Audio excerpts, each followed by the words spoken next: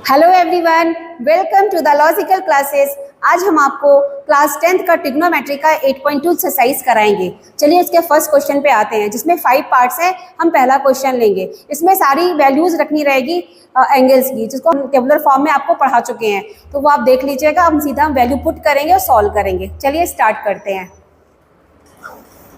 First question का first part क्या है? Sine 60 cos 30 sine 30 cos 60। ठीक है, अब हम वैल्यू पुट करना स्टार्ट करेंगे। साइन 60 की वैल्यू क्या होती है? √3/2। कॉस 30 की वैल्यू क्या होती है? √3/2। साइन 30 की वैल्यू 1/2। कॉस 60 की वैल्यू 1/2। अब √3 का मल्टीप्लीकेशन होगा 3, 2 2 ज़ा 4, 1 × 1 1, 2 2 ज़ा 4, 3/4 + 1/4 इज योर 4/4। क्योंकि बेस सेम है इसलिए 4/4 ऐड हो जाएगा। Answer is 1। This is your answer. ठीक है, अब हम आते हैं सेकंड क्वेश्चन पे। सेकंड क्वेश्चन क्या है हमारा? 2 tan² 45 + cos² 30 - sin² 60। सीधे सीधे हम वैल्यू पुट करेंगे। tan 45 इज 1, तो 1 का स्क्वायर। cos 30 इज √3/2, तो √3/2 का whole square. sin 60 √3/2 whole square. ठीक है, 2 × 1 इज 2, √3/2 का होल स्क्वायर इज 3/4। -√3/2 का होल स्क्वायर क्या हो जाएगा? अगेन 3/4। तो ये 3/4 ये 3/4 कैंसिल हो जाएगा, तो आंसर क्या आ जाएगा? 2। ठीक है, अब हम आते हैं क्वेश्चन थर्ड पे। थर्ड क्वेश्चन क्या है हमारा? cos 45 upon sec 30 + cos 30। इसको सॉल्व करना है। ठीक है, वैल्यू पुट करेंगे और सॉल्व करेंगे। तो cos 45 की वैल्यू क्या होती है? 1/√2। sec 30 की वैल्यू क्या हो जाएगी हमारी? 2/√3। ठीक, और cosec 30 की वैल्यू होती है 2। तो हम करेंगे क्या? सबसे पहले एलसीएम लेंगे। ऊपर वाले पार्ट को तो नीचे उतार देंगे, तो 1/√2 नीचे आ जाएगा। यहाँ पे √3 एलसीएम आ जाएगा, तो 2 + 2√3 आ जाएगा। ठीक है, अब करेंगे क्या? ये √3 जम करके ऊपर आ जाएगा, तो हम इसको ऊपर लाएंगे तो क्या बन जाएगा? √3/√2, और 2 कॉमन ले लें तो ये बन जाएगा √3 + 1। हमने इसको पलट के लिख लिया, क्योंकि √3 जो हमारा होता है 1 से बड़ा होता है, तो क्योंकि जब हम इसको रेशनलाइज करने जाएंगे तो हमें इजी पड़ेगा। ठीक है, अब हम क्या करेंगे? नीचे से रेशनलाइज करने के लिए पहले √2 हटाएंगे, तो √2 से मल्टीप्लाई, √2 से डिवाइड। ठीक है, अब √3 + 1 भी नहीं चाहिए, रेशनलाइजेशन करने के लिए चाहिए, तो फिर क्या करेंगे? √3 - 1 एंड √3 - 1 से ऊपर नीचे मल्टीप्लाई कर देंगे, जो कि कॉन्जुगेट है √3 + 1 का। ठीक, तो √2 और √3 मिलकर क्या बन जाएगा आपका? √6। और यहाँ पे √3 - 1 मल्टीप्लाई में आएगा। नीचे क्या बन जाएगा? ये √2 और ये √2 मिलके क्या बन जाएगा? 2, 2 2 ज़ा 4, नीचे 4 आ गया, और √3 + 1 और √3 - 1 मिलके क्या बना देगा? a² - b² टाइप की चीज। तो √3 का स्क्वायर - 1 का स्क्वायर, तो यहाँ पे आ गया √6, √3 - 1 और डिवाइडेड बाई 4, और √3 का स्क्वायर 3 - 1। अब हम करेंगे क्या? √6 का इसमें मल्टीप्लाई करेंगे। तो जब √6 का √3 में मल्टीप्लाई करेंगे तो √3 के अंदर 3 है, √6 के अंदर भी एक 3 है, तो वो 3 बाहर आ जाएगा, तो 3√2 बचेगा। और √6 का 1 में मल्टीप्लाई करेंगे तो आपको मिलेगा सिर्फ √6। ठीक है, और नीचे मिल जाएगा 4 × 2। अब आपको यहाँ दिखा देते हैं हमने कैसे किया। √6 × √3 में क्या हो गया आपका? देखिए 6 × 3, और 6 × 3 में हम क्या लिख सकते हैं? 3 × 3 × 2। अब 2 3 में एक 3 बाहर आ जाएगा, तो 3√2 जो मैंने यहाँ पे पुट किया। ठीक है, अब ये आंसर क्या आ गया? 3√2 - √6 whole divided by 8। This is your answer. बहुत ही इजीली सॉल्व हो गया। ठीक है, अब हम क्वेश्चन नंबर 4 कराते हैं। चलिए, फोर्थ क्वेश्चन क्या है? Sine 30 + tan 45 - cosec 60 whole divided by sec 30 + cos 60 + cot 45। अब हम चलो फटाफट वैल्यू पुट करते हैं। साइन 30 की value 1/2, tan 45 1, cosec 60 2/√3, sec 30 2/√3, cos 60 आपका आ जाएगा 1/2, cot 45 1। देखो यहाँ पे एक चीज दिख रही है 1/2 + 1, 1/2 + 1, तो सीधे सीधे इसको हम लिख देंगे 3/2 ऊपर वाले को। ठीक है, -2/√3। सेम पैटर्न से इसको भी पलट के लिख लेंगे। इसको पहले लिख लेंगे, इसको बाद में लिखेंगे। तो 3/2 + 2/√3। ठीक है, अब हम क्या करेंगे? एलसीएम ले लेंगे। तो अगले स्टेप में हमने एलसीएम लिया, 2√3 यहाँ पे भी आएगा, तो यहाँ पे आ जाएगा 3√3 - 4। ठीक है, नीचे भी जब हम एलसीएम लेंगे 2√3 तो नीचे भी आ जाएगा हमारा क्या 3√3 प्लस 4, 2√3 कट गया तो हमें फाइनली क्या मिल गया 3√3 minus 4 divided by 3√3 plus 4।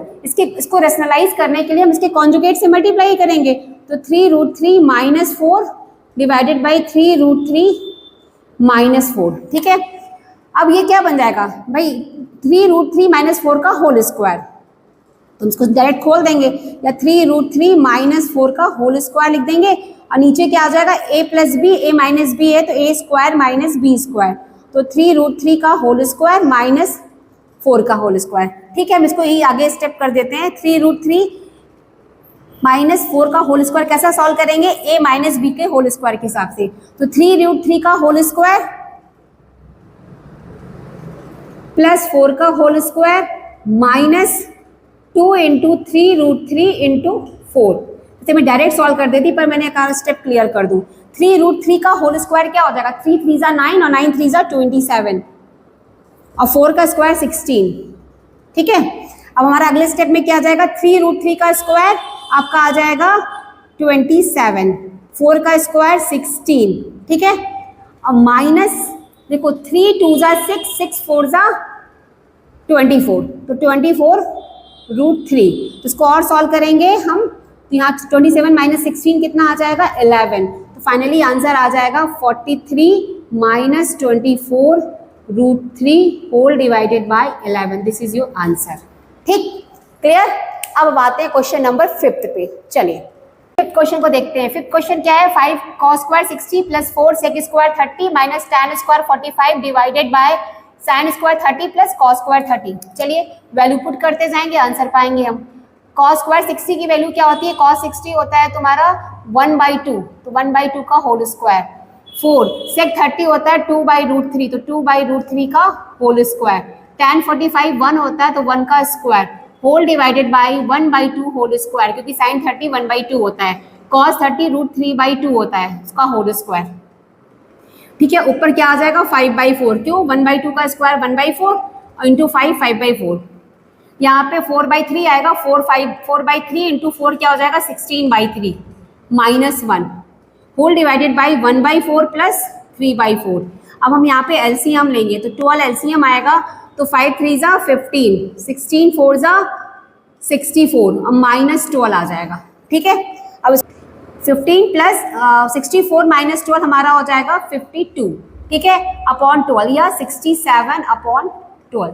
This is your answer. Okay, चलिए अब हम कराएंगे नेक्स्ट क्वेश्चन। सेकंड का फर्स्ट क्वेश्चन हम देखते हैं। सेकंड का फर्स्ट क्वेश्चन क्या है 2 tan 30 upon 1 plus tan square 30। अच्छा, इस क्वेश्चन में सेकंड के क्वेश्चन में क्या दिया, ऑप्शंस दिए हैं, हम सॉल्व करेंगे और जिससे ऑप्शन मैच करेगा उसको हम टिक लगा देंगे। ठीक है, चलिए हम पहला क्वेश्चन सॉल्व करते हैं। ठीक है, 2 tan 30 की वैल्यू क्या होती है 1/√3, 1 प्लस 1/√3 का होल स्क्वायर। ठीक है, अब 2 अपॉन ये √3 नीचे आ जाएगा हमारा और यहाँ पे क्या आ जाएगा 1 प्लस 1/3। ठीक है, अब हम क्या करेंगे 2 अपॉन √3 नीचे ही रहेगा, एलसीएम लेंगे 3, तो ये हो जाएगा 3 प्लस 1।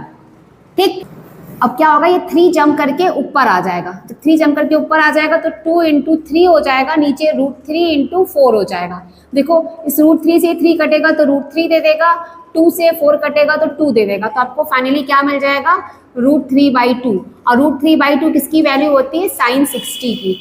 ठीक है, अब आप देख लीजिए कौन सा ऑप्शन है। ठीक, अब आते हैं हम सेकंड क्वेश्चन पे। सेकंड क्वेश्चन क्या है 1 minus tan square 45, 1 plus tan square 45। Value put कर दो, 1 माइनस tan 45 1 का square whole divided by 1 plus 1 का होल स्क्वायर। अब हम क्या करेंगे 1 माइनस 1 अपॉन 1 प्लस 1। देखो 1 से 1 कटा you get 0, 0 upon any number is always 0, तो आंसर क्या हो जाएगा 0। ठीक है, अब हम थर्ड क्वेश्चन पे आते हैं। थर्ड क्वेश्चन क्या कहता है sin 2a is equal to 2 sin a is true when a is equal to what. ठीक, तो हम सबसे पहले सॉल्व करना स्टार्ट करते हैं। sin 2a is equal to 2 sin a लेके चले। अब यहाँ पे ध्यान से देखो, यहाँ पे हमारे पास जितनी भी वैल्यूज है कहाँ से कहाँ तक की है 0 to 90 की है। ठीक है, हाई क्लासेस में जाओगे तो फिर बहुत डिटेल है, इसमें बहुत ईजिली सॉल्व हो जाएगा। पर अभी आप छोटे क्लास में हो तो उसके हिसाब से हम बताएं तो यहाँ पे हमारे पास 0 to 90 की वैल्यू है। अब किस वैल्यू पे ये दोनों केस सेटिस्फाई होगा, तो दिख रहा है, ऐसे ही दिख रहा है, यदि हम a को 0 पुट कर दें तो ये सेटिस्फाई कर देगा। कैसे? यदि हम put a is equal to 0 तो क्या मिल जाएगा, साइन 2 इंटू 0 और 2 साइन 0, तो यहाँ साइन 0 इधर भी आ जाएगा, यहाँ 2 इंटू साइन 0 आ जाएगा, और साइन 0 0 होता है, और यहाँ पे क्या आ जाएगा, 0 is equal to 2 into 0, that is 0 is equal to 0, तो left hand side is equal to right hand side, thus the value of a is your 0 degree. ठीक, क्वेश्चन नंबर आ जाते हैं हम 4th पे। ठीक, 4th क्वेश्चन क्या कहता है, 2 tan 30 upon 1 minus tan square 30, तो 2 tan 30 की वैल्यू होती है 1/√3, 1 माइनस 1/√3 होल स्क्वायर। ठीक है, अब यहाँ पे क्या हो जाएगा, 2 अपॉन ये √3 नीचे उतर आएगा। ठीक, और यहाँ पे आ जाएगा 1 माइनस 1/3। अब अगला स्टेप क्या लेंगे हम, 3 एलसीएम लेंगे, तो 2 अपॉन √3 एज इट इज, और यहाँ पे 3 एलसीएम होगा तो 3 माइनस 1। ठीक है, अब क्या होगा, ये 3 जम करके ऊपर चला जाएगा, तो 2 इंटू 3 अपॉन √3 इंटू 2, तो 2 से 2 कटेगा, √3 से 3 कटेगा तो √3 देगा, तो आपको क्या मिल गया, √3, और √3 किसकी वैल्यू होती है, tan 60 की। This is your answer. Okay, चलिए ये क्वेश्चन खत्म हुआ, अब नेक्स्ट क्वेश्चन पे आएंगे। चलिए क्वेश्चन नंबर 3 देखते हैं। If tan a plus b is equal to √3 and tan a minus b is equal to 1/√3 such that 0 is less than a plus b is less than equal to 90 and a is more than b, find ab। देखो इस question में क्या बताया गया है, condition दी गई है कि 0 is less than a plus b is less than equal to 90, इसका मतलब a और b दोनों हमारा एक्यूट एंगल होगा। ठीक है, और कंडीशन एक और अप्लाई की गई कि a is more than b।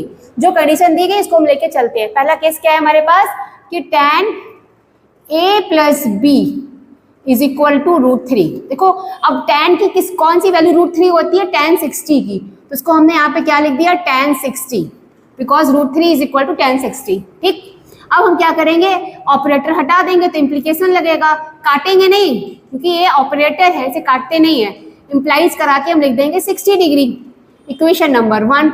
इसी तरीके से हम लेंगे क्या, tan a minus b is equal to 1/√3, और 1/√3 किसकी वैल्यू होती है, tan 30 की, तो tan 30 हो जाएगा। ठीक, फिर इम्प्लाइज करेगा, ऑपरेटर हट जाएगा, आपको मिलेगा a minus b is equal to 30 degree, equation 2। देखो बहुत ही आसान सा, ये बहुत ही इजी क्वेश्चन बन गया एलिमिनेशन वाला, एडिंग 1 and 2 क्या मिल जाएगा, 2a is equal to 60 plus 30, क्योंकि b भी कट गया भाई, b एक पॉजिटिव एक नेगेटिव था, तो a इज इक्वल टू क्या आ जाएगा, 90/2, दैट इज 45 डिग्री। ठीक है, अब हम b के लिए काम करेंगे, तो किसी में पुट कर दो b को वैल्यू, तो b निकालेंगे हम फर्स्ट वाले क्वेश्चन से। ठीक, तो फ्रॉम 1 फर्स्ट इक्वेशन क्या बोलता है, a प्लस बी 60, तो 45 plus b is equal to 60, तो b is equal to 60 minus 45, that is 15 degree. तो b क्या हो गया 15 और a क्या हो गया 45, ये आंसर हो गया आपका। ठीक, चलिए अब हम 8.2 का लास्ट क्वेश्चन जिसमें ट्रू एंड फॉल्स देखना है उसको सॉल्व करते हैं। ठीक है, 4th का फर्स्ट पार्ट क्या है, sine a plus b is equal to sine a plus sine b। ठीक है, तो इसको हमें ट्रू फॉल्स दिखाने के लिए भाई हम a और b की वैल्यू पुट कर दें, तो हम ले लेते हैं कोई भी एक वैल्यू ले लेते हैं, a को हम 30 ले लेते हैं, let a is 30 and b is 60 degree. ठीक है, तो यहाँ पे लेफ्ट हैंड साइड देखो क्या आ जाएगा, sine 30 plus 60 that is sine 90, और साइन 90 की वैल्यू क्या होती है 1। ठीक है, अब हम राइट हैंड साइड ले लेंगे, साइन 30 प्लस साइन 60। अब साइन 30 क्या होता है तुम्हारा 1/2 और साइन 60 होता है √3/2, तो दिख ही नहीं रहा है कि ये इक्वल होगा क्योंकि ये √3 + 1 डिवाइडेड बाई 2 आ जाएगा। तो since left hand side is not equal to right hand side, thus false statement, false statement. Okay, ये फॉल्स स्टेटमेंट हो गया। क्लियर? देखिए 4th का सेकंड क्या है, the value of sine theta increases as theta increases. तो हम सबसे पहले साइन 0 की वैल्यू निकालते हैं। साइन 0 क्या होता है 0, साइन 30 क्या होता है हमारा 1/2, साइन 45 क्या होता है 1/√2। ठीक है, अब इसी तरीके से हम जब जाते हैं और फाइनली हम साइन 90 लिख लेते हैं, ठीक है, साइन 90 1 होता है, तो इसकी वैल्यू कहाँ से कहाँ भाग रही है, 0 to 1। तो जैसे जैसे थीटा बढ़ रहा है 0, 30, 45, 90, तो इसकी वैल्यू भी इंक्रीज हो रही है। तो एक ऐसा स्टेटमेंट है, ट्रू स्टेटमेंट है, ओके, ट्रू स्टेटमेंट हुआ।